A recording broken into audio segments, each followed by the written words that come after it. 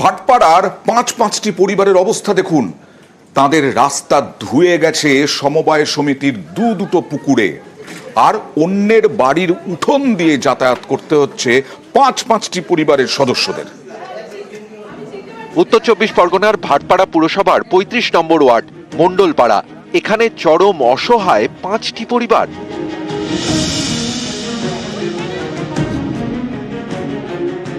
মণ্ডলপাড়ায় রয়েছে সমবায় সমিতির পুকুর। এই পুকুরে একটা সময় মাছ চাষ হতো। 2015 থেকে তা বন্ধ হয়ে যায়। ওই বছর থেকে সমবায়ে ভোটও হয়নি। অভিযোগ, তারপর থেকে পুকুরের রক্ষণাবেক্ষণ করা হয়নি। এর জেরে পাড়ে ধস নামে, তলিয়ে যায় রাস্তা।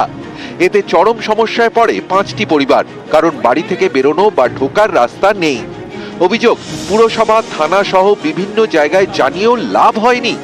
তখন এই 5টি পরিবারের পাশে দাঁড়ান এক প্রতিবেশী। বাড়ির পাঁচিল ভেঙে যাতায়াতের রাস্তা করে দেন। আমি লোকের বাড়ির উপর দিয়ে যাতায়াত করি। কেন? কারণ রাস্তা নেই। 12 ফুট 13 ফুটের যে রাস্তাটা, সেটা একদম পুকুরের ভেতরে চলে গেছে, উল্টে পাশের জমিও চলে গেছে 5-6 ফুট। ডিএম থেকে, এসডিও থেকে আরম্ভ করে মিউনিসিপ্যালিটিতে 8 বার অন্তত দরখাস্ত করেছি। একজন প্রতিবেশীকে একটু হেল্প না করলে তো হয় না ঘটনাগুলো।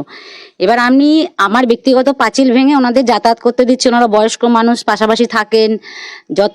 যত কাজবাজ হচ্ছে, ওনারা মাল মেটেরিয়ালস নিয়ে আসছে, সবই আমার বাড়ির উপর দিয়ে নিয়ে আসছে। এবার আমি কতদিন এটা দেবো?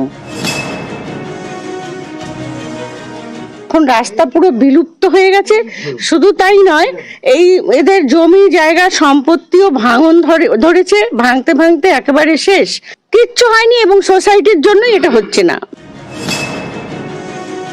আশা করি আমরা খুব শীঘ্রই ইলেকশনটা আমাদের এখানে হবে। ইলেকশন হয়ে যাওয়ার পরেই সোসাইটির ভোট তৈরি হলে আমাদের পুকুরের যে পার, সেটা বাঁধানো সম্ভব হবে। এবং পৌরসভা থেকে এমএলএ সাহেব কথা দিয়েছেন, আমরাও কথা দিচ্ছি যে ওই রাস্তাটা ওখানে হয়ে যাবে। কবে হবে সমবায় ভোট, তারপর কবে হবে রাস্তা, সেই অপেক্ষায় মণ্ডলপাড়ার 5টি পরিবার। ভাটপাড়া থেকে অরুণ ঘোষ, নিউজ 18 বাংলা।